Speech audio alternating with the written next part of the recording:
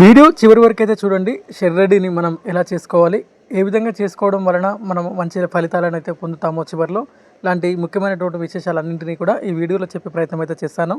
పొట్టును మనం ఎన్ని రోజుల్లోగా తీసివేసేయాలి, షెడ్డుని ఎన్ని రోజుల లోపల ఒక బ్యాచ్ వెళ్ళిన తర్వాత శుభ్రం చేసుకోవాలి, పొట్టు మన ఫామ్కి ఎంత దూరంలో వేసుకోవడం వలన మనకు బ్యాక్టీరియా వ్యాధుల వలన ఇబ్బంది కలగదు అనేటటువంటి ముఖ్యమైన సమాచారాన్ని ఈ వీడియోలో పూర్తిగా తెలియజేసే ప్రయత్నం అయితే చేస్తాను.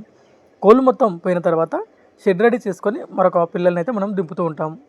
ఒక బ్యాచ్కి మధ్య 15 రోజుల మనకు వ్యవధి అయితే ఉంటుంది. ఈ లోపలనే మనం బ్యాచ్ని రెడీ చేసుకోవడము, feeders, drinkers, nipples, water tank, shed లోపల ఫ్లోరు, రేకులు, షెడ్డు పరిసరాలు అన్నింటినీ కూడా ఈ 15 రోజులలో మనము చక్కగా శుభ్రం చేసుకొని పెట్టుకున్న తర్వాత కంపెనీ వాళ్ళు తిరిగి మనకు పిల్లల్ని అయితే ఇస్తూ ఉంటారు.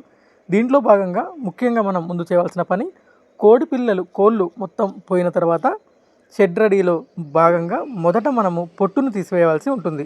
పొట్టుని ఖచ్చితంగా కోళ్ళు పోయిన 2 రోజుల లోపల పొట్టును తీసివేయాలి. పొట్టును తీసివేసి మన ఫారంకి 1000 అడుగుల దూరంలో గాలికి వ్యతిరేక దిశలో మనం నిల్వ చేసుకోవాలి, లేదా అమ్మి వేస్తే ఎవరైనా తీసుకొని కూడా వెళ్ళిపోతారు.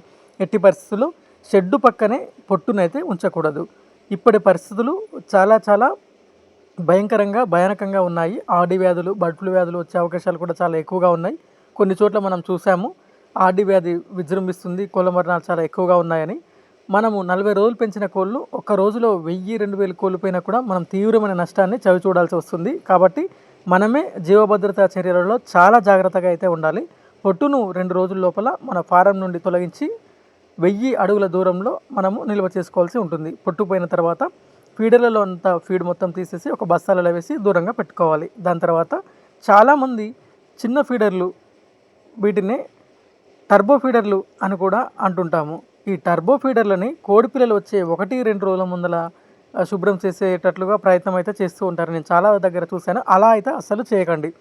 మీరు పొట్టు మొత్తం తీసేసిన తర్వాత, ఫీడ్ మొత్తం తీసిన తర్వాత మొదట ఈ టర్బో ఫీడర్లు అన్నింటినీ చక్కగా సర్ఫ్, బ్లీచింగ్ నీళ్ళతో బాగా కడిగి మనం ఆరబెట్టుకోవాలి. పూర్తిగా ఎండలో ఆరిన తర్వాత వీటి మీద మరొకసారి ఫార్మలిన్ అన్నది స్ప్రే చేయాలి. 20 లీటర్ల నీటికి 100 ml ఫార్మలిన్ కలుపుకొని ఈ ఫీడర్ల అన్నింటి మీద కూడా శుభ్రం చేసుకోవాలి.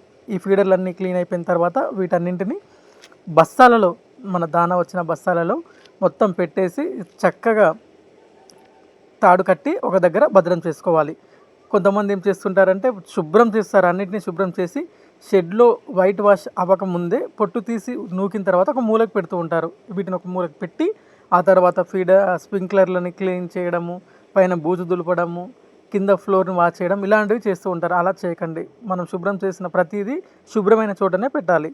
దాని తర్వాత పార్టిషన్ రేకులు అన్నింటినీ కూడా చాలా జాగ్రత్తగా ఒక టబ్లో వేసేసి అవి మొత్తం అన్నీ మునిగిన తర్వాత బాగా నానబెట్టడానికి గల కారణము, ఈ నల్లగా ఉన్నటువంటి ఈ పార్టిషన్ రేకుల మీద కోళ్ళ యొక్క విసర్జితాలు చాలా ఎక్కువగా ఉండి చాలా గట్టిగా అయిపోతాయి.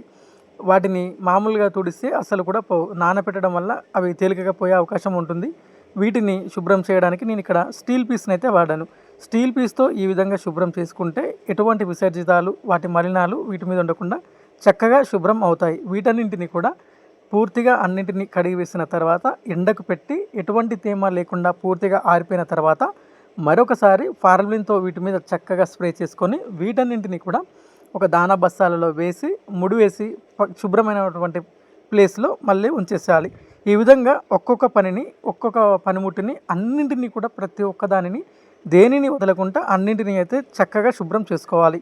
మీరు కూడా ఈ విధంగా శుభ్రం చేసుకోండి. మా షెడ్ అయితే రెడీ చేస్తున్నాము, మీరు కూడా షెడ్ రెడీ చేస్తూ ఉండండి. తర్వాత మా పిల్లలు ఎప్పుడు వస్తాయో చెప్తాను.